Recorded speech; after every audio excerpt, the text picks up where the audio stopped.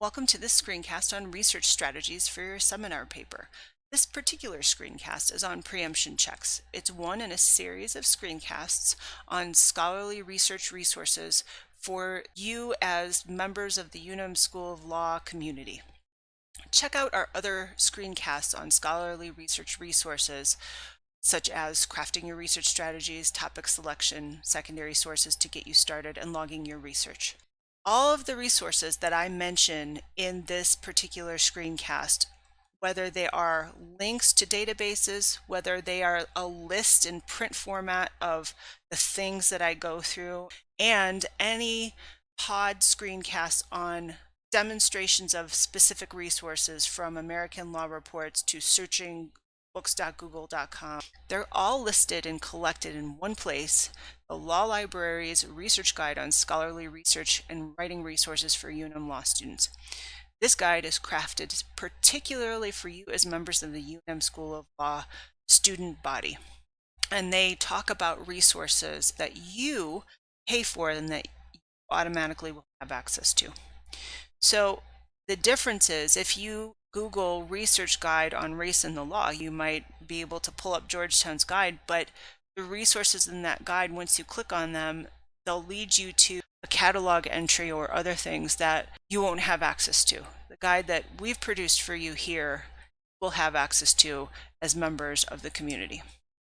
If we click on that guide, you'll see different resources for academic student writing here, from selecting a topic to preemption check to thesis statement to style and citation. All of those are covered, and they provide links to those things like Legal Source, Google Scholar, and a list of enumerated list of what I've covered in this particular screencast. And at the bottom, it'll list not only the link to this screencast that you're watching, but other smaller pod screencasts to, say, demonstrating how to search American Law Reports, demonstrating how to search books.google.com, that sort of thing. You can also reference other subject-specific guides on our website. So if you wanted to find the link to this particular research guide on scholarly resources, as well as other research guides, you'd click on lawlibrary.unm.edu, scroll down to the left-hand side of the page, click on Research Guide under Quick Links.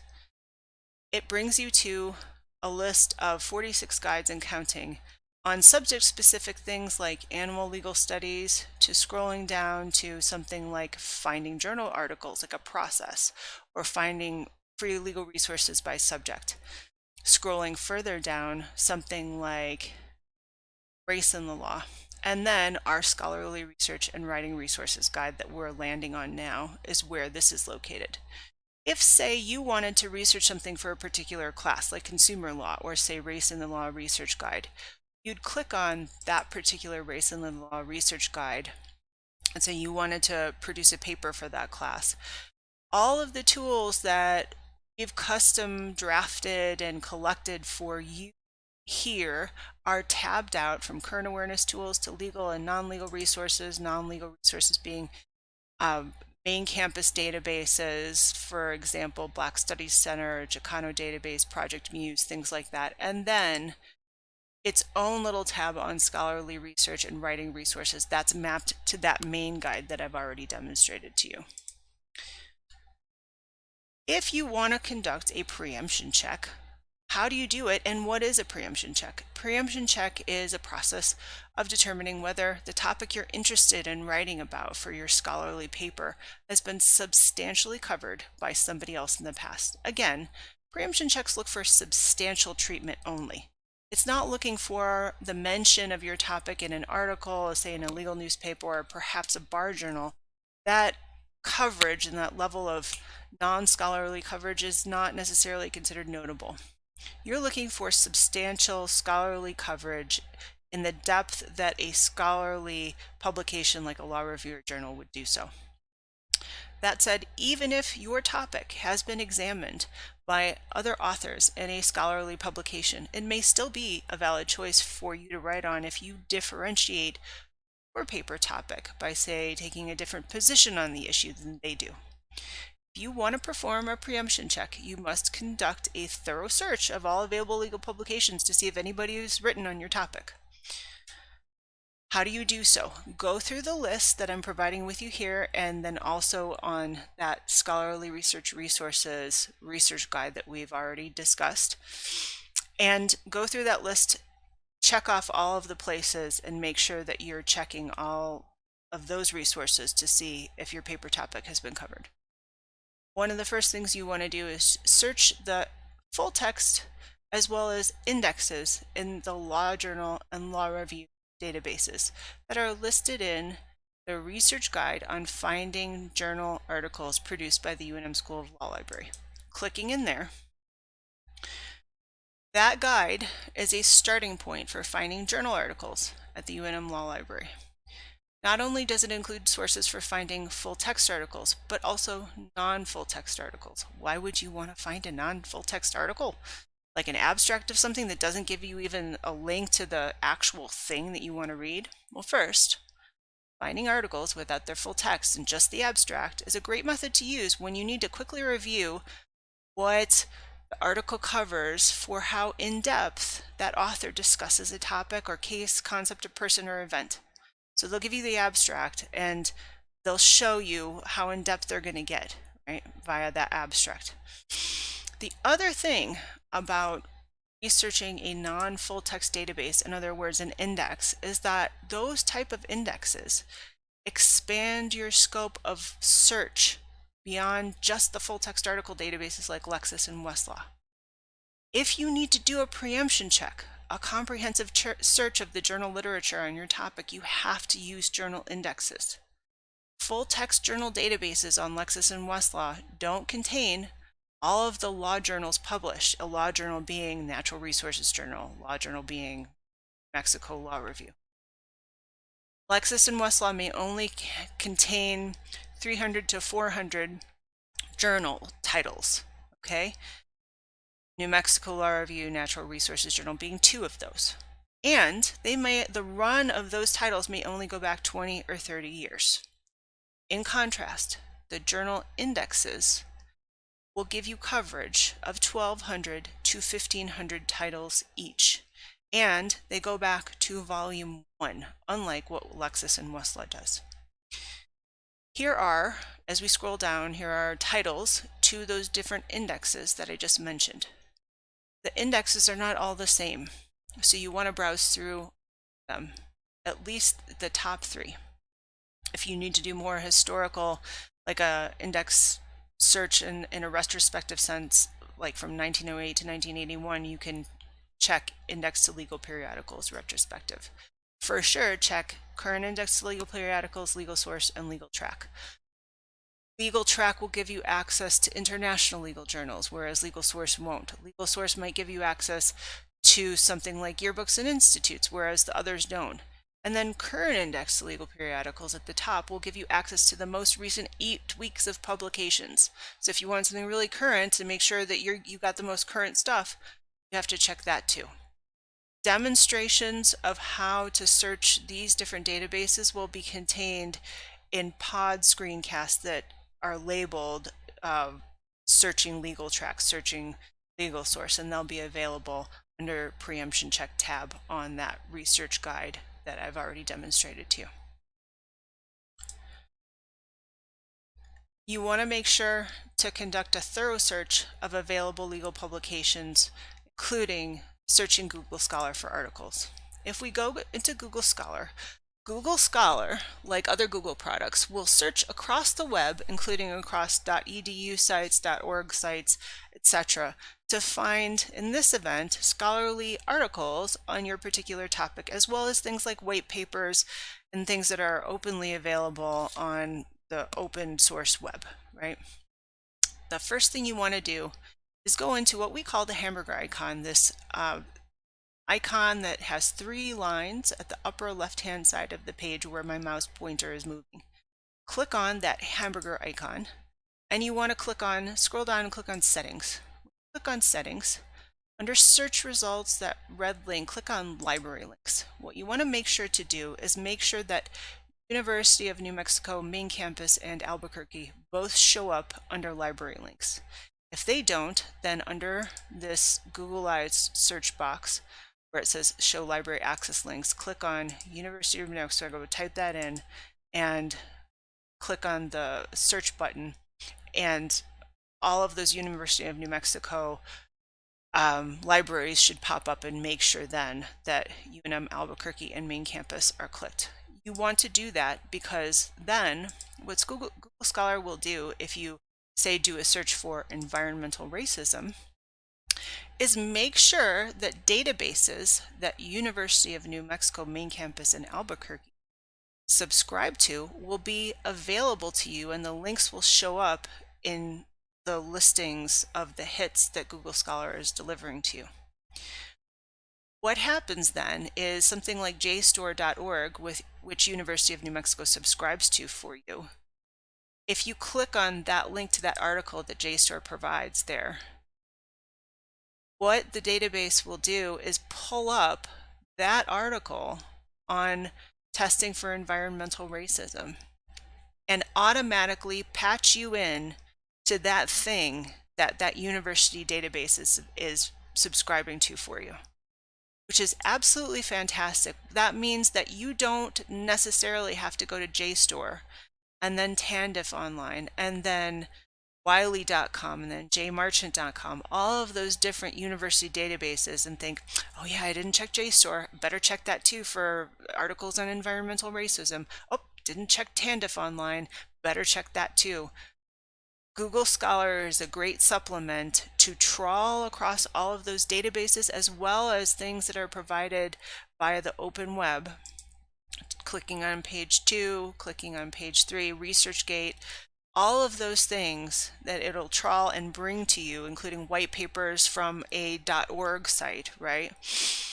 It will then collect all of them for you and deliver them to you. The thing that you want to remember about Google Scholar is, like any other Google product, it is a popularity contest. What that means is you'll do the search, it will retrieve relevant stuff, but it won't rank it in terms of relevance to what you need. It will rank it in terms of how relevant other people found those things. So what that means is that you have to go not only to page 1, but to page 2, page 3, page 4, still super relevant stuff, right, to your search.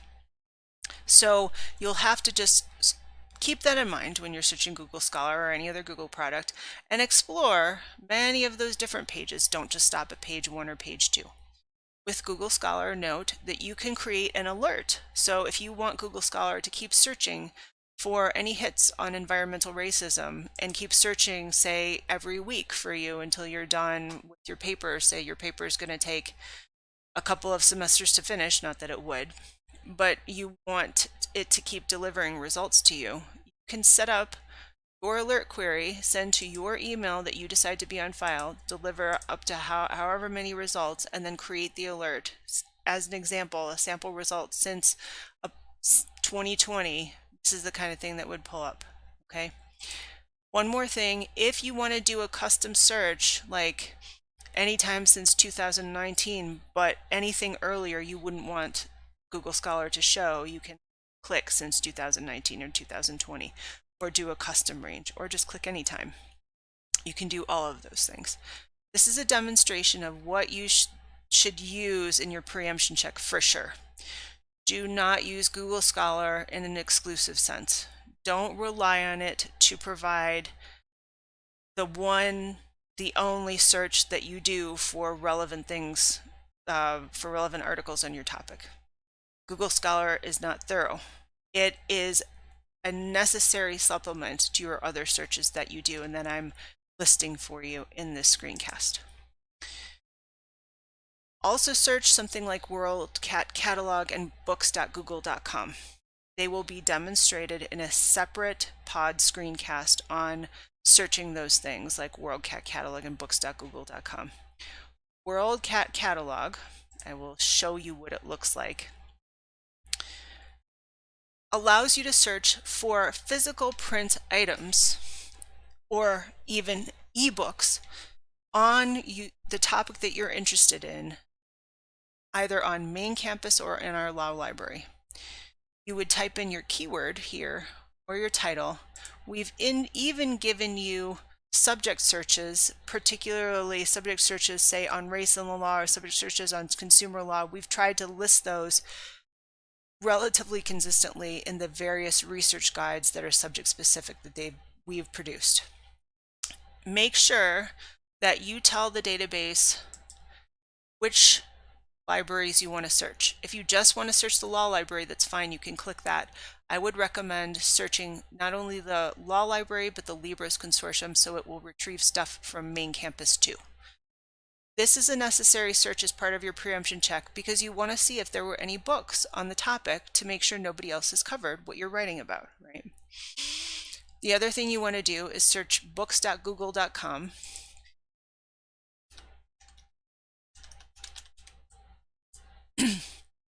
and see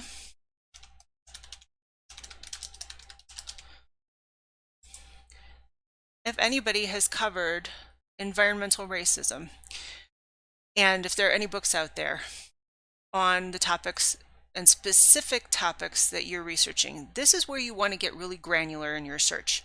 So if there were particular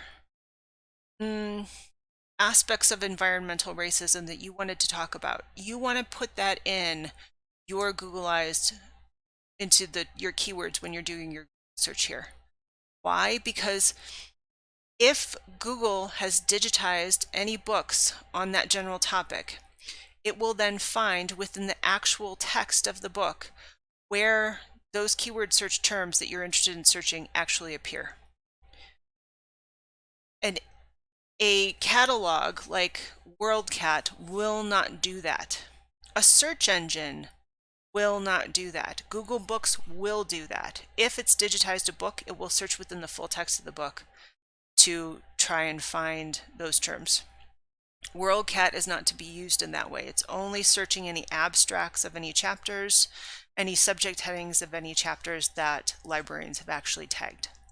So just keep those things in mind, but part of your preemption check is searching WorldCat Catalog and books.google.com for any books pertinent to your issue. One other thing is checking Social Science Research Network, in particular, possibly Legal Scholarship Network, but I would recommend broadening your search to Social Science Research Network if you're searching an area that isn't just restricted specifically to law, but maybe overlaps with other social science areas like environmental law or race studies or something like that. You want to make sure check those things too, specifically because Legal Scholarship Network, and I'm guiding you to the Finding Journal Articles research guide again, and in this case finding full text articles. Under free tools, I'm clicking on Social Science Research Network. It's a for-profit collection designed to promote greater dissemination of social science research. Scholars often post pre-publication drafts of papers, so before they actually get their papers published, they'll post them there so that they can get feedback on those papers from their fellow colleagues in their field. So if we click on Social Science Research Network, you can do a title abstract keyword search here. I'm going to do an advanced search by under this Googleized box. I'm clicking advanced search. And if I wanted to search all social science research networks, I could do that. If I wanted to modify it, I'd unselect that and just say click law, and in gender, criminal justice, and so forth. Or you could just do all of those, but say you just wanted to search law, then you would just be searching the Legal Scholarship Network, populated with 292,121 papers. Okay, if you were to select all, that's many more papers to search. And then you could do a search like environmental racism. And I'm going to do a search not just through the title, the abstract, and the keywords, but full text as well. Clicking search through all of the social science research networks, we have 189 papers that are covered. Now, this one was posted on May 7th, originally 2009, Indigenous Peoples and Environmental Justice. It was last revised September 2017. it was actually published in the University of Colorado Law Review. There will be some that haven't actually ever been published, right? But they're draft papers for publication. So you want to see, it's your due diligence to see if they've actually ever published the papers, if the publication isn't actually listed here. This one was posted August 2017. It was last revised 2019. So probably they posted a very early draft, is efficiency biased, and then they revised it once it was finally published in the University of Chicago Law Review, and they posted their published version there. So if you want to see what scholars are talking about and thinking about publishing, and to determine whether they actually published it, you'll see when it was last revised, you can certainly check here, and it's a good idea, and it's part of your duty in your preemption check to check in Social Science Research Network or LSN, Legal Scholarship Network. If you see that it was never revised, was originally posted, and that there's no publication, you want to make sure to check the author, right, and just see. And usually the author has a hot link somewhere, like here, this Ole Peterson, his name is hot linked, so you can actually go and look for his name. It should be linked to his bio page at the institution where he's at, and see if a publication related to this title was actually ever published somewhere. That's your duty as well. Going further, we suggest that if your topic is one in a specific legal discipline or a quasi or non-legal discipline like economics or sociology, you should look for substantial treatment of your topic in those subject-specific legal databases or non-legal databases as well. For example, checking our research in databases by subject link, as well as consulting the UNM university-wide list of databases by subject. We're going to go to non-legal databases, and then I will manually go to that database link since for some reason it's choosing not to work on me, that first link. So I went to the university library system, so UNM's university libraries, and this is their homepage. I'm going to click on databases on that lower left area of those boxes. Clicking on databases. If you know the title of the database that you want to look for, great. I'm going to instead select by subject. You can select anywhere from criminal justice to computer science to sociology and criminology to sustainability studies, etc. Clicking on, say, sustainability subjects. Business source complete, environment complete. Let's say you wanted to search environment complete. There are books and articles on a wide range of topics related to the environment. If you end up having to do searches like this, that's fine. What you want to do is, if you have trouble in doing the searches, either contact the librarians listed, the amazing librarians like Amy, Carl, and Todd, all amazing. They will assist you in the searches as well, or you can do a chat librarian here and start a chat to consult with searching these databases with experts on main campus, or you can come up to the library reference desk at our law library and ask for help in searching these databases as well. We're not as expert in searching these databases as something like Westlaw or Lexis, but you can certainly do so. A particular note before we continue on, when you're searching Google Scholar, right? I'm going to go back to finding journal articles and finding full text articles. Scrolling down to Google Scholar search engine again. Google Scholar will pull up articles and map you to articles from university databases that are subscription databases that the university provides access to you and pays access to you, but it does not link you to databases within Lexis or Westlaw. In other words, subscription databases that require an individual password and username. Like, you know that you have individual usernames for password for Lexis and Westlaw. JSTOR, Hein Online, different databases like that the university provides you access to, they are subscription databases, but you do not need a username and password to access them. So Google Scholar will tap you into those databases, unlike databases where you actually need username and password, just as a heads up. So again, I'm going to go to our UNM Law Library resources and databases by subject. I'm going to go to our homepage, lawlibrary.unm.edu, and click on, under quick links, A to Z research databases. It's the suite of databases that we and/or main campus provide to you, and it's a collection of databases that you as law students will find particularly useful, right? It's hard to categorize a database that provides so many different things in one database, like Hein Online provides access to historical primary resources of law, right? And historical legislative history. And it provides access to full runs of law journal and law review articles. How do you subject tag that?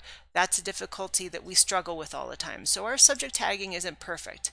But for something like environmental law, for example, we've tried to subject tag databases that relate to environmental law, like ClimateWire, EnergyWire, Environment and Energy Daily, things like that. So if you need to, try that as a first stop for researching resources and databases by subject for resources on your subject area.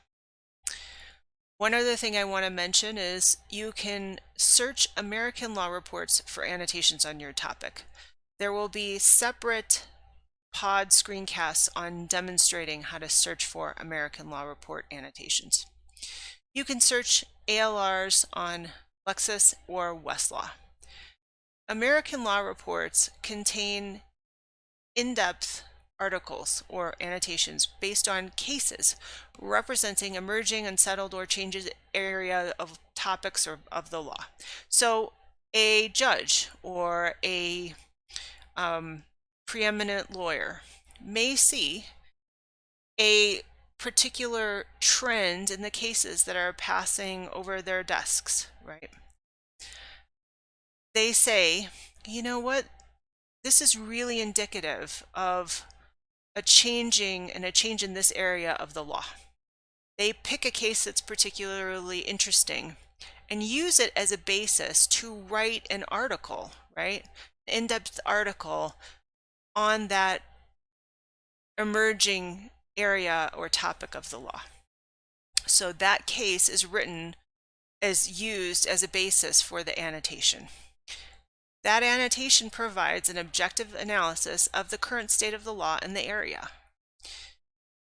Those annotations explore the law of the various jurisdictions that have dealt with that issue and those types of cases. And they talk and they explore cases on both sides of the issue. The annotations will also provide background analysis and cites not just to relevant cases, but also to statutes, law review articles, and other annotations. So as part of your preemption check, you may want to also check American law reports on Lexis, on Westlaw, to see if your topic has been covered. Again, refer to the pod screencasts on searching ALRs.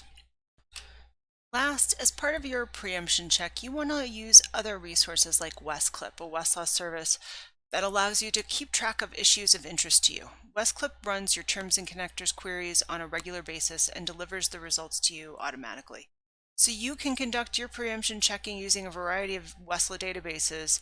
For example, all secondary sources search of environmental racism, a case law search for environmental racism, a number of those. And then once you do that, you can tell Westlaw to remember that type of search and regularly email you about it. So for example, if we go into Westlaw,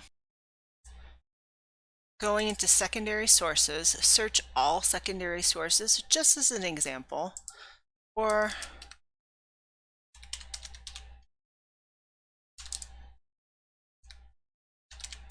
environmental racism. You don't have to take the suggestions of what the word wheel thinks would be a good idea.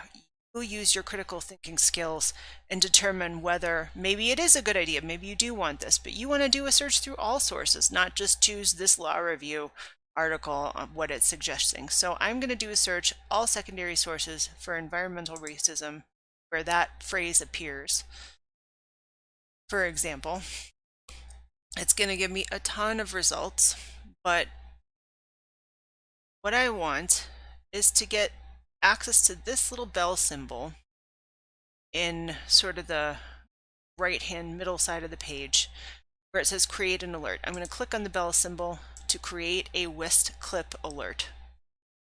What Westlaw Edge will then do is I'm going to frame the alert as ER, environmental racism, secondary, you can call it whatever you want, secondary sources, any other optional notes, click continue.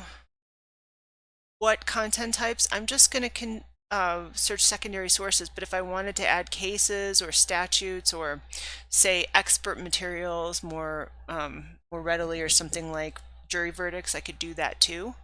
I'm going to scroll down, I'm going to click continue. You could enter your terms like environmental racism, you could add to your term search here how you want the database to deliver the sort order and documents no older than, and you can say past 5 days or past 2 weeks, so that it would only deliver you the newer stuff, right? And then continue. Then it will allow you to customize the delivery, like how and when and where to who.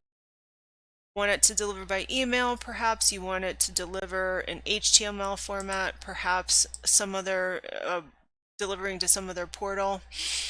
You want it to deliver to particular email address in say Microsoft Word or PDF, etc. How many items tops you want it to deliver? Do you want it to deliver the actual documents or a list of items?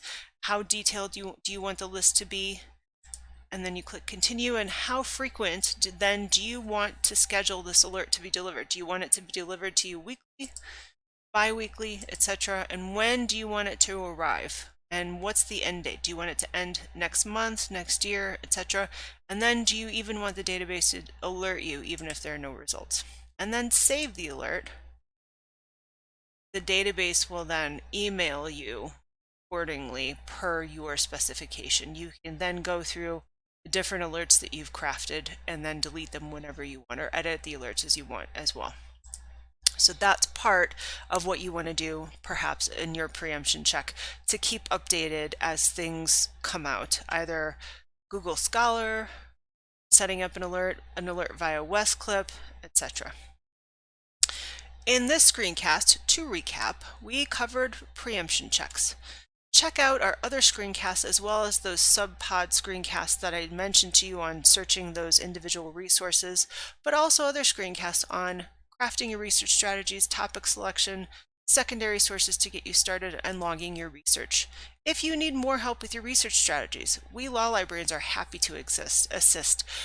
Contact the Law Library Reference Desk. Law Reference staff is available in person, by phone, and by email at 277-0935 at libref@law.unm.edu. The Reference Desk is staffed from 9 to 6 Monday through Friday, and we're here to help.